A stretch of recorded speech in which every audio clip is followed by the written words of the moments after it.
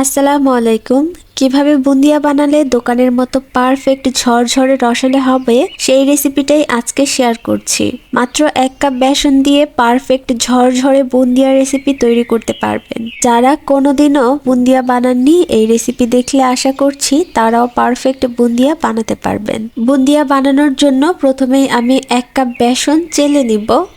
অবশ্যই বেসনটাকে এভাবে চেলে নিতে হবে। বেসনটাকে এভাবে চেলে নিলে আপনার বুন্দিয়াগুলো একদম পারফেক্ট হবে যখন ব্যাটারটা তৈরি করব। তো আমি এখানে 1 কাপ পরিমাণ পানি নিয়েছি, এর থেকে অল্প অল্প পানি দেব আর ব্যাটারটা তৈরি করে নেব। অল্প পানি দিয়েই করতে হবে, একবারে বেশি করে পানি দেওয়া যাবে না। 1 কাপ বেসনের জন্য আমার 1 কাপ পুরোপুরি পানি লাগেনি, আমি দেখিয়ে দেব আপনাদের কতটুকু পানি লাগবে। আর এই পর্যায়ে অল্প অল্প পানি দেব আর এটাকে মিশিয়ে নিব। আমি আরেকটু পানি দিয়ে নিচ্ছি আর এটাকে ভালো করে ফেটিয়ে নিচ্ছি। এই যে ফেটিয়ে নেওয়াটা এটাই আপনার বুন্দিয়া বানানোর আসল কাজ।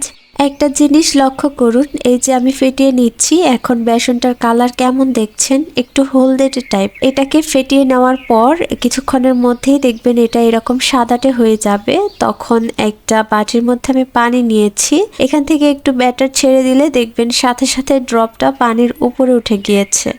দেখুন, একটু লক্ষ্য করুন। এই পর্যায়ে বুঝতে হবে আমাদের ব্যাটার পুরোপুরি পারফেক্ট ভাবে তৈরি হয়ে গেছে। এখন আমি এটাকে একটা সাইড করে আরেকটা বাটিতে কিছুটা ব্যাটার নিয়ে নিচ্ছি। এই ব্যাটারটার মধ্যে আমি একটু কালার মিশাবো। আপনারা চাইলে এক কালারে তৈরি করতে পারেন, তবে কালারটা মিশালে হয় কি দেখতে অনেক সুন্দর লাগে। একটুখানি রেড ফুড কালার দিয়ে আমি এটাকে মিশিয়ে নিব।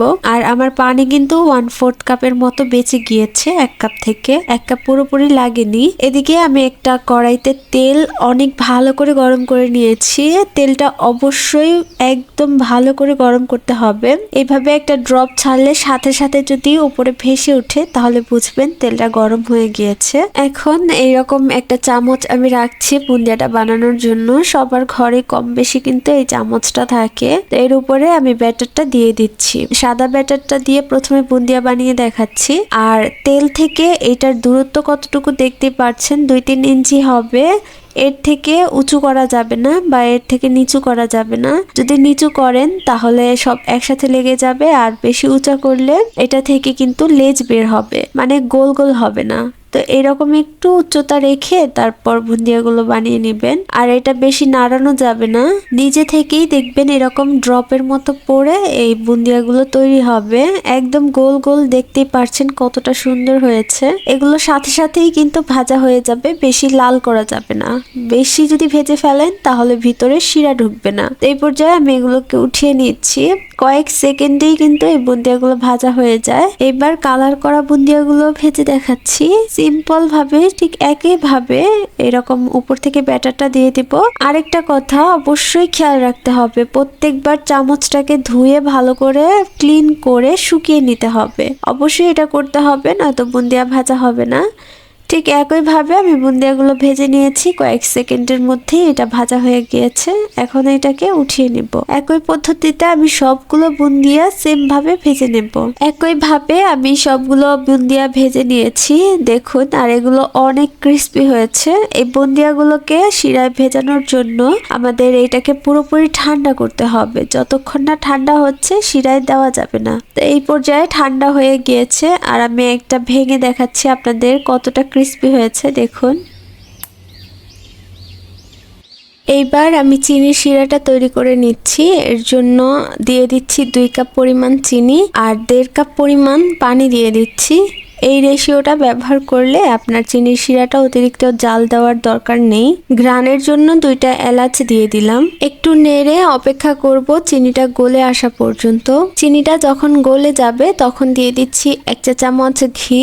একটু অরেঞ্জ ফুড কালার দেব, এতে করে বুন্দিয়ার মধ্যে অনেক সুন্দর একটা কালার আসবে, ভালো লাগবে। আপনি চাইলে এটা স্কিপ করতে পারেন। আর শেষ পর্যায়ে আমি একটুখানি লেবুর রস দিব, এতে করে যে চিনির শিরাটা এটা জমে যাবে না। আর ঘি দেওয়ার কারণে কিন্তু এই বুন্দিয়া থেকে অনেক সুন্দর একটা ঘিয়ের ঘ্রাণ পাবেন। এবার এই গরম শিরার মধ্যে ঠান্ডা বুন্দিয়াগুলো দিয়ে দেব। অবশ্যই বুন্দিয়াগুলো একদম ঠান্ডা হতে হবে আর শিরাটা একদম ফুটন্ত গরম হতে হবে। শিরার মধ্যে বুন্দিয়াগুলো ভালো করে মিশিয়ে নিয়ে ঢাকনা দিয়ে ঢেকে 2 ঘন্টার জন্য অপেক্ষা করব।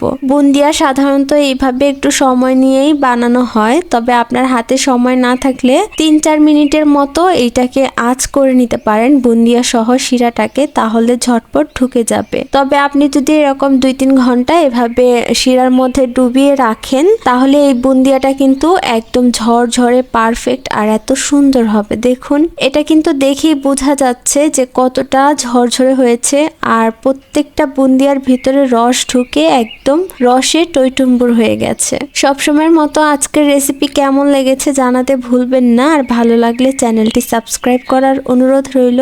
আজকে এখানেই বিদায় নেব। সবাই অনেক বেশি ভালো থাকুন আর সাবধানে থাকুন। আল্লাহ হাফেজ।